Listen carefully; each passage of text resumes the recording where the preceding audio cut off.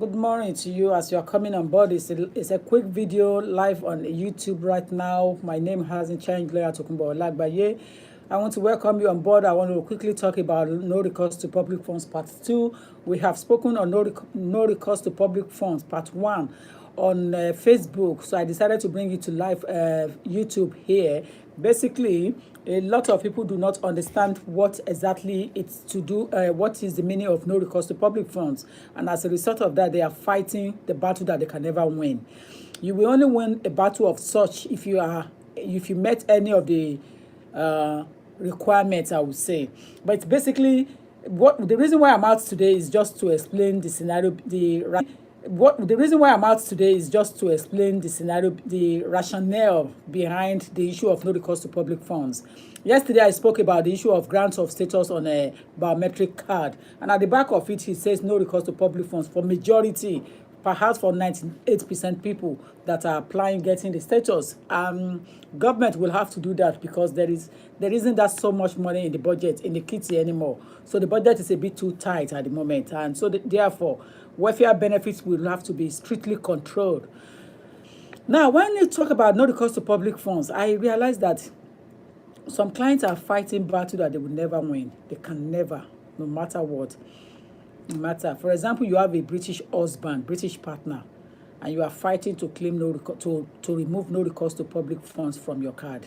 It is a waste of time. If you have a British partner, able, capable, and working, then you guys should be able to fight, and you guys should be able to manage your resources, your finance. And you're renting an accommodation, you are not destitute. Are not destitute.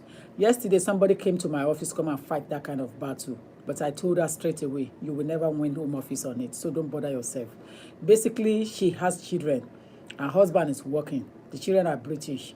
Even she herself, she drops kids to school. So there is nothing happening to her. She can go and work part-time between that period. But they both want to take that money from the government. But there are people that actually need that money desperately. So I'm very worried. When there are people that need that money desperately, I think we should allow them to have access. I think we should allow those that need it first to have access to it. If you are not on a priority list, you are not disabled, you are able. Why would you be fighting for that kind of battle that it's not a winning battle? The explanation to the no recourse to public funds is that the government is saying that you have to be destitute, you have to be desperate, you have to be homeless. The social services must be assisting you. You must be receiving some help from the government before they will remove the no recourse to public funds. But people are saying that they want to remove it. Even those who are on salary of 1,700 after tax, they want to remove no recourse to public funds, mainly because they want to have access to the housing. Now, the government will have to look into that area. If people are homeless and they are still working, managing their life, there has to be a way around it to assist them to have access to local authority housing accommodation. There has to be a way around it to have access to local authority accommodation. Government cannot completely take it away from them and say that because you are not on public funds, you are not receiving welfare benefits, you will not be entitled to housing assistance. I don't think that would be appropriate in terms of those who have 3, 4, 5 children to afford private accommodation renting at the moment now with salary of 1,000 to 1,003. It is a difficult one. That is a scenario that I discussed on my platform last time when I was in Glasgow or Edinburgh. I explained to you there that there was a lady in Peckham working earning 1,400. She could not afford to rent a bedroom in that area. She has to share rooms with other apartments with other 12 people, which means that her daughter end up sleeping on the sofa, and daughter couldn't get enough sleep when she goes to school, so she complained all the time about her sleep in the school. Government needs to assist people when it comes to no recourse to public funds, housing accommodation. They should be able to have access. They don't have to get the welfare benefit, they don't have to get the money, but they should be able to access it so that they can pay their rent from their income. A lot of people seeking that no recourse to public funds to be removed just because they want to have access. It's not that they want to take money, but they want to have access to housing accommodation, to local authority housing. And so government will need to look into that area to see if there is a way to assist. on no recourse to public funds. If not, there will continue to be a pile of applications for government to remove no recourse to public funds. So in order to reduce the voluminous work in that area, there is something they have to have access to, and it's local authority housing. People want to have access to local authority housing, and it's the only way out for them, because without that, it's going to be difficult, to afford rent. Ordinary one-bedroom rent in Broccoli, I've been told, is 600, 700, one room, just one room accommodation. That is too expensive. That is completely way out of budget. So where we are heading to in terms of accommodation in the United Kingdom, it's a concern, especially London area. It's a problem, and that is why people are asking for Home Office to remove no recourse to public fund, to take it off from their grant of status. It's not that people want to have that money. It's not that money they are looking for. It's the accommodation part of it. And I'm shocked lately to realize that having access to housing, local authority housing, is now come under public funds. It wasn't there before. It wasn't like that before. But lately, it has now been put down. When you are granted housing accommodation under local authority, it means you are under public funds. It shouldn't be. It shouldn't be, because people are going to work, they can pay their rent, but they should be able to be on the list and bid for the accommodation, especially when they have younger children. Government needs to look into that area. It's an area of concern, and I would definitely want to support people in that argument. They should be able to have access to housing, local authority. They don't need the welfare benefit money. They don't need the public funds money. They don't need that money because they are working, they are earning good money. What they are looking for is a shelter, proper one, to put their children in. Private property is quite expensive everywhere now to rent. It's a bit dearer, and if people are not on a high side income, it will be difficult to afford. Council is the only accommodation that people can manage to get into now. London is overcrowded in the first instance, completely overcrowded. So when you are seeking the government to remove no recourse to public funds, please state it clearly. You want to have access to housing, local authority accommodation. You want to have access. It's not that you want that money. You want to have access. And the only way to get it clear is that you need to state it clearly, your income, earnings. You show your earnings and show your expedition. If you can't show earnings, that means income and expedition, then you're going to be having problem. You have to show income and show your expedition. So if you're earning 1,400 and of course rent is 1,200, you are left with nothing. 200 pounds cannot feed you and your child for a whole month again.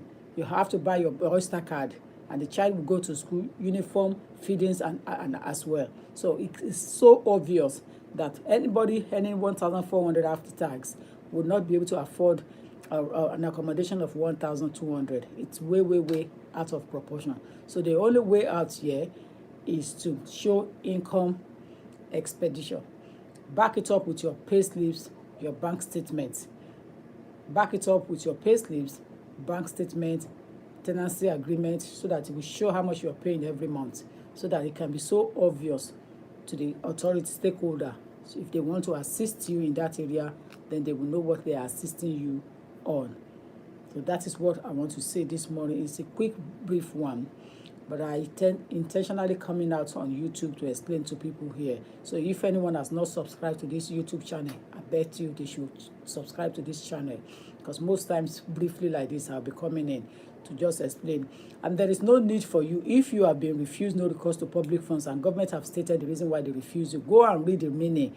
Go back to the reason for refusal to grant you that access, and see the reason why they refuse you. If you now want to protest against it, you want to ask for a review, you have to back it up with evidence. If you don't have evidence to back it up, again, you are not going to succeed. Because if you have a partner that is working full-time, you should be able to work part-time to collaborate and have good income. If you have younger children to take to school and drop, your partner is a British citizen and you are on a limited leave, you are not supposed to be asking for access to public funds. What you should be asking for is to bring your income together and get a proper accommodation that you guys can afford. And that's what I would say. If everybody is having access to public funds, then there will be nothing left for those who are really in need. There are some people that are really in need of this welfare benefit rights. There are some people that are really in need, and I think we should take them into consideration first. I think they come first. In what we are talking about, those people should come first. It is after when they have dealt with those who are on the high priority list, that is when it now comes to on the medium one. But lots of people want to have access. But what I see majorly in most of the applications that I check through, that I look through for clients, is because they want to have access to local authority housing. A lot of people want to have access to local authority housing because they know that it is secure, it's permanent, and it's rest assuring, and it's cost effective. That is the reason why a lot of people want to have access. Cost effective. It's one of the major reasons, and it's permanent. There is no headache of landlord. Once rent is maintained, the local authority will not push you out. They will not come for you. As long as rent is maintained and you are the tenant that is living in the property, you are okay, you're secure. And that's why people want to have access to that accommodation part from local authority. And I can see the reason why, and I agree with them. But on a whole, you must be able to know that if your partner is a British, is working, and you have a limited leave to remain 30 months, and your children are British citizens, you shouldn't be asking for no recourse to public funds. You can work part-time when your partner is working full-time and maintain your family without any problem. So I want to say thank you to all of you. That's the reason why I came out today, because I know that some people are coming to my office to fight that I'm not helping them to make application to have access to public funds. I am not the government. I don't have power. I can only do what I can do within the book. And if it's not within the realm of it, I cannot do it. Government has the authority, Home Office has the final say, who to grant access and who not to grant access. They know what they are looking, they know the criteria they are using to grant and to refuse. That is nothing to do with a lawyer. Lawyer's job is just to make application for you if you want it. And know me, I will assess you first before I will even put it in. Once I look at your bank statement and it's juicy, and you're living in an accommodation that is not destitute, that is not from social services, then you're not destitute. You're not destitute. The word destitution needs to come into it before government can assist. That's what I would say. Ladies and gentlemen, my name is Lea Tokunbo Lagbaye. My office is Brightway Immigration and Asylum Practitioners. I'm located in London, SC 186LF, and my telephone number in the office is 0208 309 8808. 0208 309 8808. If you want to have access to consultation to see a lawyer, then contact me in the office on 0208 309 8808. My name is Lea Tokunbo Lagbaye. My office is in Woolwich, London. Thank you. Bye-bye for now.